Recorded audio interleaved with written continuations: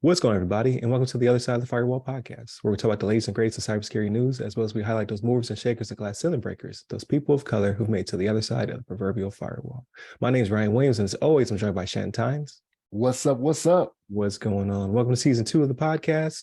We moved over to Heroes Media Group, so please continue to tune in and see our growth over there as well. So for those of you who have already subscribed, you'll see no changes. You'll be redirected to the podcast like normal. For all those new subscribers, they can hit up the Heroes Media Group page and they'll see our podcast. And just definitely continue to tune in, like, share, subscribe, all that good stuff. Without further ado, I'll give it to Shannon. All right, everybody. So this next article is from TechCrunch.com, and it's written by Carly Page. It's NextGen Healthcare says hackers access personal data of more than 1 million patients. So NextGen Healthcare is a US-based provider, and they provide electronic health record software, right?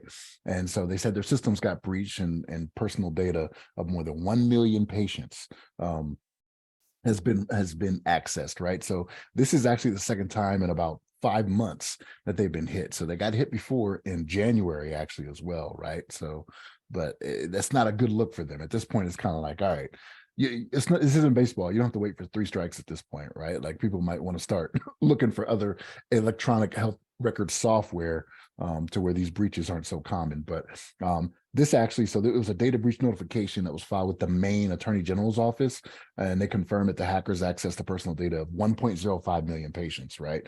And 4,000 of those people were actually residents of Maine, hence them sending the notification up there. But NextGen, they did send a letter to the folks saying that, hackers stole patients' names, dates of birth, address, and social security numbers. The one they had in January, they actually sold, it was names. What was it? It was names, addresses, and I think passport scans, I think, is what they got.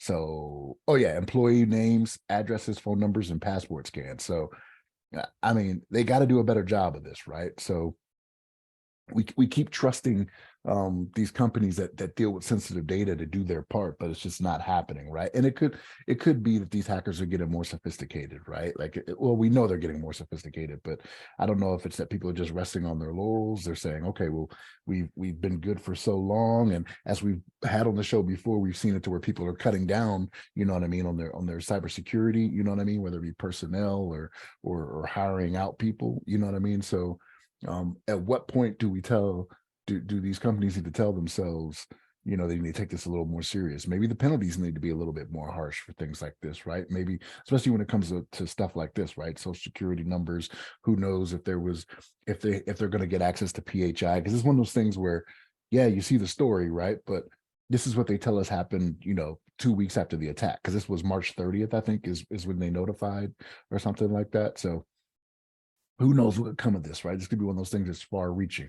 And like we talked about before, we actually talked about this last week, right? It's only a matter of time before they start phishing people, right? To try to get more information from them. Like, this is where the payoff is for them. So, but yeah, it's just, I don't know, man. This is another thing, right? So what do you think they got offered, right? The people whose stuff got taken. Take a wild guess. What do y'all think they offered them, right?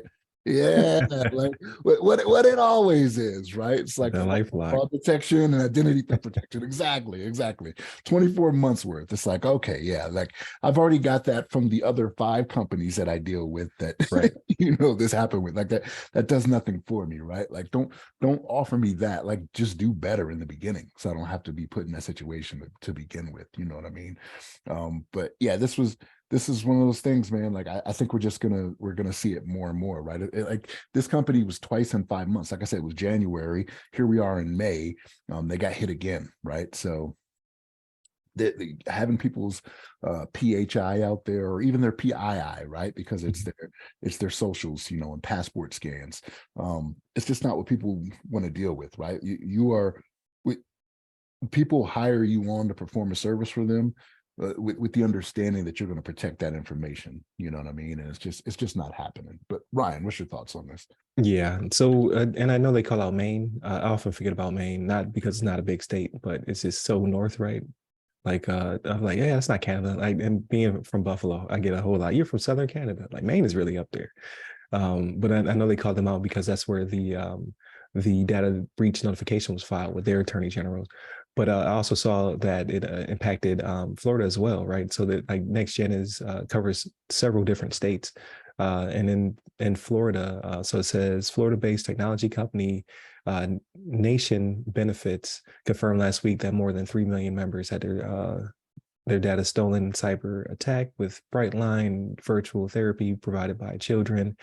Said more than 960,000 of the company's pediatric mental health patients had data stolen. So almost a million of the company's pediatric mental health patients data was stolen. That's ridiculous, right? Like to have that out there. Uh, to be used in whatever nefarious way, whether it be, like you said, phishing attempts to start going out there, right? So they're going to start getting emails saying, hey, you know, your dad's been compromised, and they'll have specifics, so it makes it even more credible, right? Like they can call out conditions, ailments, your doctor potentially, and you'll click it because you won't think twice about it sometimes. So just be very careful. Just in general in life, whenever you get an email from any of the companies that you're associated with, which is sometimes it's funny when it's a company you're not, like it's a bank that you're not even tied to, and it's like, hey, your stuff's been compromised, click this link, you know. But if they, for the most part though, like they're going for volume. So if they happen to hit you and your bank is, let's say, Wells Fargo, you might click that link, right? Dear customer. Usually they know your name, but sometimes it's dear customer. But in this case, they'll know your name, potentially your address, and again, those ailments or diagnoses, which is super scary, especially when it says, you know, children are involved as well. So parents might be more apt to click the link because they're like, oh, you know, my baby. And now you've been compromised.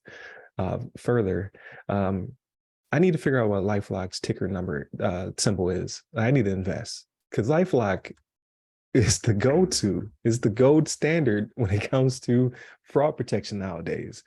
And like I'm sure I have like multiple LifeLock accounts and benefits I've never opted into because of previous data breach, OPM, so on and so forth.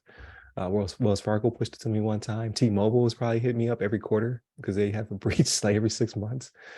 Well, It is pretty the ridiculous. OPM one wasn't that lifetime for us or something like that? It was Something like that, a yeah. really long I never time. looked into it, but Yeah. I probably should. Yeah. That was years Freeze my ago. account. So like, yeah. But you know, it's all joking aside, it's getting pretty ridiculous, and I can only imagine on next gen side, right? Like maybe they don't have a robust cyber department, which is fine as long as you have third party vendors and auditors, and you're hiring for these services, right? You have a V CISO or some sort of practitioner CISO, something to help you try to combat this, write your policies and what have you. But in the midst of, let's say that they were doing their due diligence, they got breached back in January, they started to do their audits, they started to, you know, onboard either their own people or third party people. They didn't have that long before the next breach. So like that would be, if they were doing what they're supposed to do, had everything rolling, that's a huge blow. Like that can get potential people who just got onboarded fired, who had nothing to do with it, right? Like the doors were already open. They were trying to secure them. And as you're trying to get right, you get hit again, which causes turmoil, setbacks, things get reset. So I have no you know, visibility into that. But if they were doing what they're supposed to be doing after the first breach, this is going to set them back after the second breach. Like they might have to reboot. So here's my question to that then. So wouldn't it be that much more of a priority? Like I would believe that they are putting as much money and time as they can into seeking new business, getting new customers and things Right. like that. That's not taking 5 months. You know what I mean? Like after it happened in January, it should have been like, okay, this is a priority. Bring people in, or even like you said, hire out to a third party company that specializes in this. Like it doesn't take 5 months for something like that to get done if it is a priority. So that's why I'm kind of like, was it really The budget too? Like they seem pretty expansive. Like they seem to be a pretty big network, but I don't know the margins, right? So who's to say they had the money to put into it? Like, are they paying for the previous breach? That's a nightmare. Also, right? You even get done with the first, the ramifications from the first one before you get with the second one. And if it was not a priority before, it's definitely, like you said, a priority now.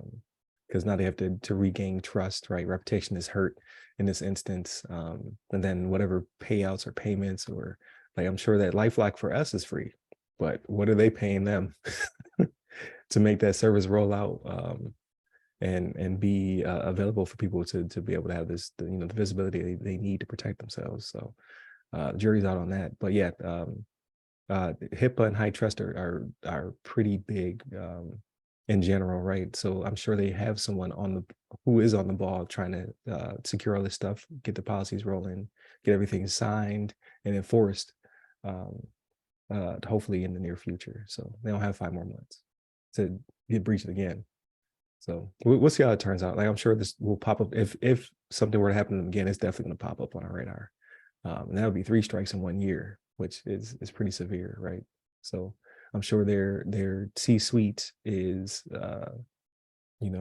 that's a focal point for them right now, to ensure that they stay afloat, because a third one might take them down. So, but with that being said, I think this is a pretty great episode. I'm pretty biased.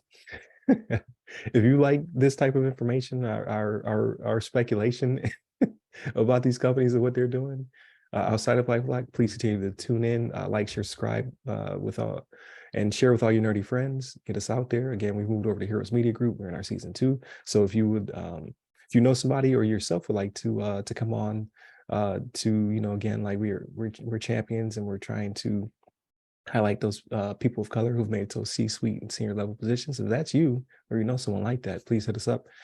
We can try to schedule things to get them on the show, and make season 2 just as special season 1 was, with all of our special guests. So hit up all the websites that go by our name. Give me a personally. I'm at RY Security Guy. That's RY Security Guy. I am on LinkedIn, Clubhouse, and Twitter. Stay safe, stay secure.